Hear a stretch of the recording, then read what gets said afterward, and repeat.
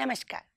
आज मैं आपको आपके ट्रेनिंग पैकेज में फर्स्ट मॉड्यूल के बारे में बताऊंगी और इस मॉड्यूल का शीर्षक है पाठ्यक्रम और समावेशी कक्षा। पाठ्यक्रम, ये शब्द आपने बचपन में भी सुना होगा और एक अध्यापक होने के रोल में भी आपने कई बार अपने आप से कहा होगा, पाठ्यक्रम इस तरह का होता तो मैं ऐसे पढ़ाती, पाठ्यक्रम लंबा ना होता तो मैं शायद बच्चों पर और ध्यान दे पाती, आदि आदि।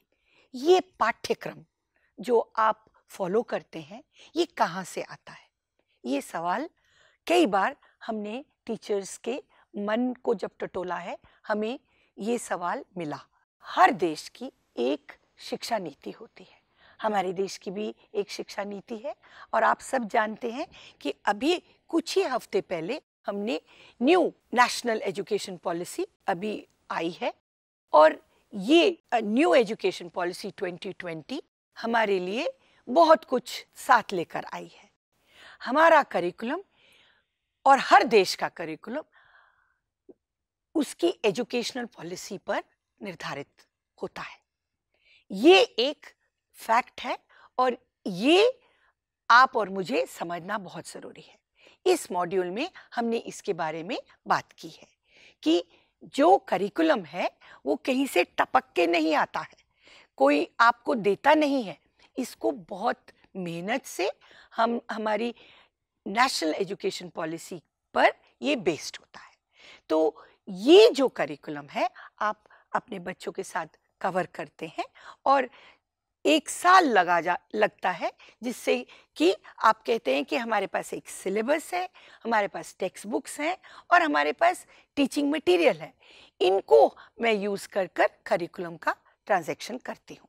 ये बिल्कुल सही है, लेकिन ये सब बहुत सिस्टमिक वे में बनाई जाती हैं और तब आपके पास आती हैं। ये जो पहली बात है, हमारे इस मॉड्यूल में इसकी चर्चा की गई है। आगे अगर आप और मैं अपनी क्लासरूम को देखें जिनमें हम काम करते हैं, तो कुछ सालों से आपने देखा है कि हर प्रकार की भिन्नता बच्चों में दिखती है। कुछ बच्चे आपको दिखते हैं जो मोटे हैं, कुछ पतले हैं, कुछ गाना गाते हैं, कुछ नहीं गाना गाते, कुछ रुचि से पढ़ते हैं, कुछ रुचि से नहीं पढ़ते। इसके अलावा भी हमारी पॉलिसी के हिसाब से और RTE एक्ट जो है और जो लीगल डॉक्यूमेंट्स हैं, उसकी वजह से और भी कई प्रकार की भिन्नता हमारी क्लास में अब नज़र आती है। जैसे कि कुछ बच्चे शारीरिक रूप से बाकी बच्चों की तरह सक्षम नहीं होते, कुछ बच्चे मानसिक रूप से बाकी बच्चों की तरह सक्षम नहीं होते, कुछ बच्चे उन घरों से आते हैं जिनके माँ बाप एक जगह से दूसरी जगह उनको रोजी कमाने के लिए बार बार अलग अलग जगहों पे जाना पड़ता है। कहीं आपको बच्चे ऐसे भी मिलेंगे जिनके परिवार में पूरी तरह की सुविधाएं नहीं हैं, यानी कि उनके माँ बाप गरीब हैं।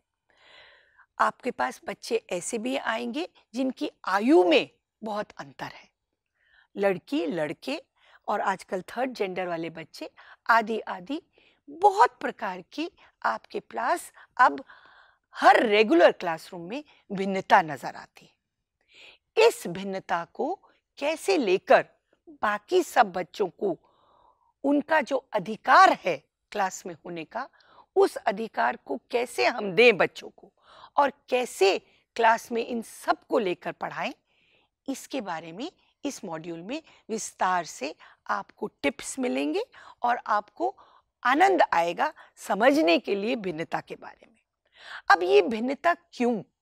ये तो मैंने आपको बताया कि हमारी शिक्षा नीति में भिन्नता की बात की जा रही है और हमारे एक्ट्स में भिन्नता की बात की जा रही है। एक और बिंदु है, वो है रिसर्च। दुनिया भर की रिसर्च कहती है कि अगर हम क्लास में भिन्न प्रकार के बच्चों को लेकर चलेंगे तो सभी बच्चों की लर्निंग लेवल्स में आपको बढ़ोतरी दिखेगी, इंप्रूवमेंट दिखेगी। अब इसी कारण यही रिसर्च प्रिंसिपल को लेकर हम हमेशा कहते हैं कि किसी बच्चे को भी क्लास में आने के लिए मना मत करिए। उसका अधिकार है आपकी क्लास में आने का, और उसको आपको पढ़ाने का आपका ये कर्तव्य है कि आप उसको पढ़ाएं। तो इस कर्तव्य का हम किस तरह पालन करें, इस मॉड्यूल में आपको उसके बारे में बहुत सारे इंफॉर्मेशन मिलेगी। बाकी टीचर्स ने कैसे किया वो बताया जाएगा। रिसर्च से छोटे छोटे क्या सीख मिली वो बताई जाएगी।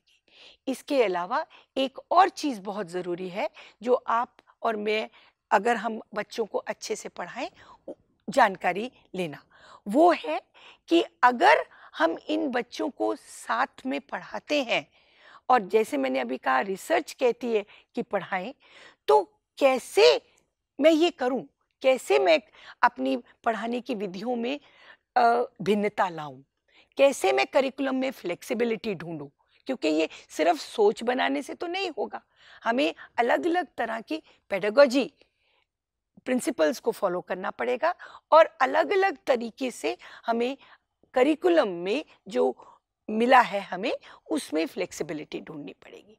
तो ये जो मुद्दे अभी मैंने 2 बार इसी बात को दोहराया है क्योंकि ये इम्पोर्टेंट है, तो ये आपको इसके करने की विधियां भी इस मॉड्यूल में आपको बहुत विस्तार से मिलेंगी।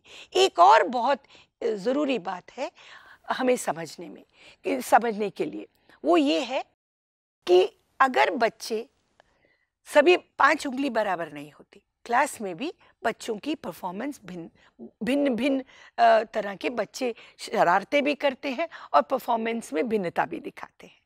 अब अगर ये भिन्नता इस तरह की दिखे कि कुछ बच्चे पढ़ ही नहीं पा रहे हैं, और दिखाई आपको साल भर आप मेहनत करते हैं और आपको दिखता है कि ये बच्चे में कोई खास सीख नहीं, इसने अच्छे से सीख नहीं पाया, तो इसके कारण हम हमेशा उंगली उठाकर कहते हैं बच्चे में कमी है, बच्चे ने ध्यान नहीं दिया, बच्चे ने सोचा नहीं, बच्चे ने किताब से नहीं पढ़ा, आदि आदि।